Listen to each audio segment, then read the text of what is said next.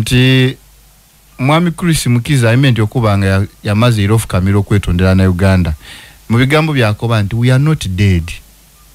but rather number yeyongerako era minister nakoba nti bana imwe ni mwo mutaidiko obende bubawo buli mwaka era bulunako kuba kwafuka omulema era avaye yakoba nti otwidike eri abakola mu factories era abandi bakosebwa on a daily bafuka balema minister avaye yakoba ndinimo mutaidinga no kulimo obulime kuno sofu naye akabenje wete mafuka mulema so avaye akanti buti ovayo otya watukoba nti abalema basalike kwe milioni 3 n'emitwalana bonanfusi bigambo bya minister ono minister jango okwogera ati nga mufuti Sheikh Shaban Mubaji akanti Uganda Muslim Supreme Council aligiragira bunambiro okubanga etandiko bala abasiramu mulala kumulala tibya akanti abasiramu bali milioni mukaga yako bali milioni 12 sali kwenda kwebalira musiramu buli sheikh wetegeke buli swahaba mufuti alagidde kubala muntu ku muntu musiramu ku musiramu ndi joli sebo government ku paneno muli contradicting muli kwekuba ekitongole kya government abali kukyogera kuba government omusaada Chris Mukiza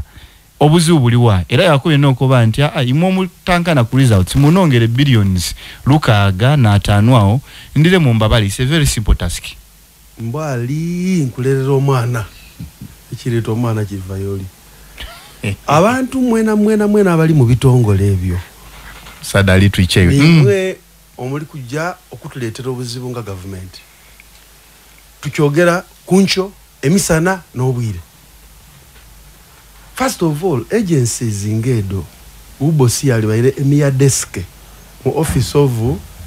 planning eri mu finance because niwo ko bukobe kao oti ku structures dofuga asembayo bamweta parish chief yes akozesa C1 mutuwe data aye bakuwe emyaka twafunye kifananye kitufu kao only kao same system of kao yes aini plan ekitongole bacheta planning kao yes. Ni mu cities balimu oba irofu nekifanye kitufu aye bakuwe emyaka 10 teke engeri jona abalamu nze nabala abantu mu 12 nali nambrera naba nakafulano in 2002 in 2024 abantu baja babala abantu without those things wasoka kabokoti ndije kubabala the reluctance to a training yaje okuwa ko yena ko 10 nga abana tibaba waire sente dija kubala bala disi 20 all over the country trying ekizibu okuconvincing abana obatandika okubala census night twagizaniramu allowances died kube mitwale ebiri bafuna last minute communication timijafuna mutwalo you can see 20 years later twaira yokabiri okusingo kujja maiso mperano tutebwe tuluzinga abantu empola abantu batandika okucha government yenu ekyo kubiri nganja ku kintu ekyo abantu benare mwena yemuli omuntu kutuuliriza kubanze nayagani batendiwe nare mufukala DC ayera appointment yange is a political appointment sana na bakuliya tiati yamira interviews mu public service ngole mukulu wange so I know which side of my bread is buttered era embate enkobe ndi card oina kuuda kasepi kibaba e card nganja ku game okumalamu e card njikweka no lwe kujibona so abantu benare mo muli kutubuliriza musituke muve mu ndolo abantu abendwa okutusuuza okuva mu government yenu bali mu bitongoloti nebyo ya ubos ndikwenda kukira musana ate okusembayo you cannot doctor figures after 10 years nga bakuwaire all the money waira mwencho wako aya abagisunga babekala kasiza ebya abagisutwize mu twabiringamo tubirinzemu era beyongere ko bungi without a recount you can't do that. You don't do that. Kuya na basoga ba wakainia section of basoga bali kuwakana nti fertility rate yeri one busoga toso akandi busoga ezira ekai kufuna ku busoga eno yabona ku ni mongota abantu bave bukaleba n'abazungu bavayo ne wali wajja okuba wakoliz Imperial British East African Company Ibeco East Africa yajja kuba bukoli mongote abantu lawe bayira CMS omuntu abuza atiganga CMS niki it is Church Missionary Society mongote atukuba twasigala emitwalo makumigati no kwida kusoga square mebaje Entebbe. That was the history. Ayi tukali kwera mukufuna jikanga bwa sweeping abantu at an industrial scale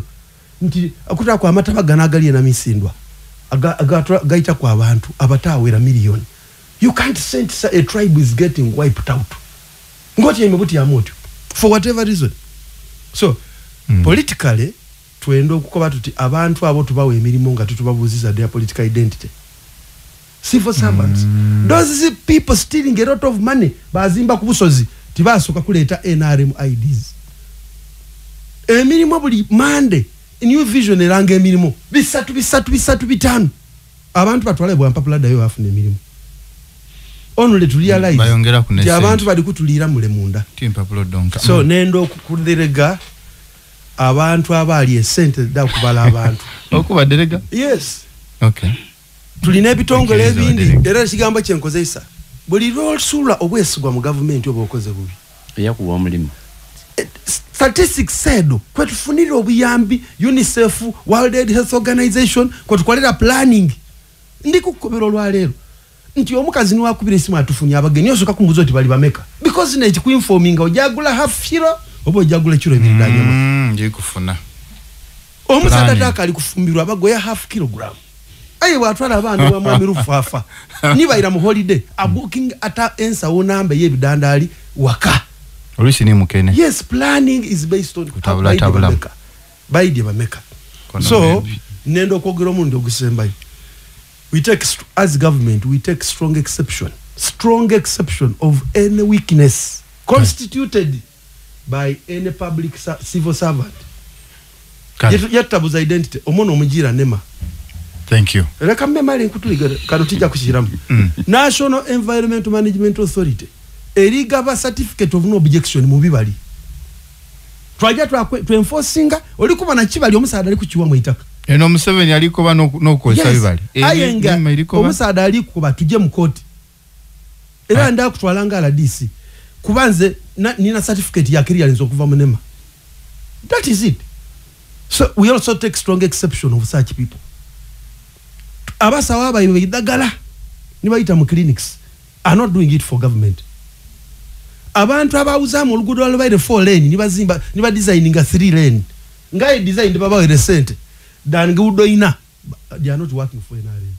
Imumwale kaba nabasada ba people power bano ba Nsongambi bogere ebigonvu ife tusigaze ife tuli basiru ife tuli abe NRM tuzache tukoba abantu tuli basiru bichi bano nabayina bako abantu. Why? Because you think it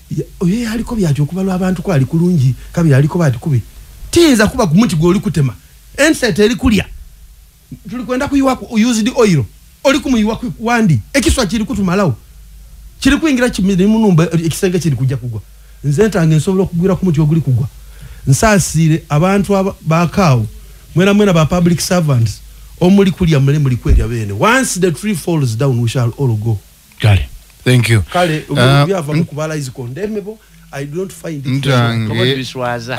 Ntange alikola prophecy ndisinga okulu government bakyusa mu government yandi golola. Ayi basente da abantu bana wazimba enumba eri hotel.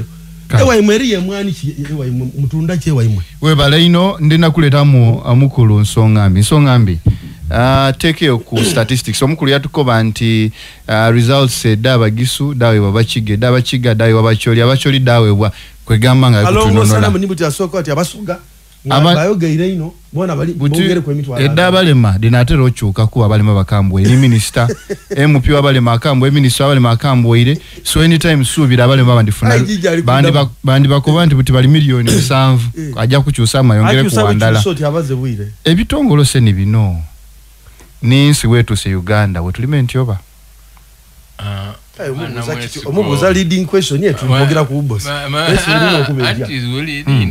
anti mubuuze kibuuzo kiri original Nsongambi era mu bulungi moderator nali kubuuza wenda kutyama wale Andrew alikwenda kutipu sweeping aside eno enda kuireyo yoyire so kyolina okutegeera nti tuli kubogera bwa ku boss but obunafu buli mu bitongole bya government almost byabena you remember nga mutulachi bamutwaire mu kakiiko Uganda Airlines emivuyo nesendera afira mu Uganda Airlines bwolingirira report ye yali enamana ne fuluma mwali mu recruitment mwali mu losses mwali mu bigamba bingi ayenga ekimu kyandi baire kitufulo okuba nti tuli proud agency nokwira kwa Uganda Airlines ate bade emoji discussing now bwebange yo tesobola kutufuula proud nga yone efuse kulira misende dabu chicho oli kusobira ubosi kino kiyide bwide ndwa kubanga kino kibaira open ino ni kulimwe ebivundo ebiriwo ono agire yakoba ati buli akola ekintu ekibi omuntu weni aremu nga yali achikirira nga weni ale mukali yeni aremu nga yali minister yali omwaliro mulambo gwa katalewa akatale kaife wano plan yali ya myaliro ena aye omwaliro paka butezira kuwa answer ntu minisali omwaliro mulamba kuba yaida wano era bamukata imuna plan yali akata ayo nompe gano kodi kake hoima kodi twakola tya ngaye tibiri clear so toyinza kulowooza iwe olikulingira ubosi yonka ebintu bibaire bingi edimu ku nsonga lwaki obona nti yuno raba ligitola uboyinza okulowooza tekoze bulungi ayo bali kusalawo eire mu ebe mu under minister of works okugaita ebitongole first of all okendeza aye ide shiriwo batola abantu bebalowooza nti bano baife baba sindika mu yunura kube yo begerekera omusala gwene tibagira kugule engineer owa works wabanga afuna omusala emiliyoni 4 wajja mu yunura afuna 8 ku 7 parastatos mbegano systems byona ebintu byantange binane bifu ayirwa kubanga evetu kuyingira uboss ate tikichamu because nenda akulaga kino kituyamye nti kyo kivireyo chaba openino nga nokunonereza ku kali but Saulo Nsongambi tikisoboka kubanga either abalema bano nga maybe bas babandi bava munsi eno wabandi bava mbula mu bwensi wabandi babasabira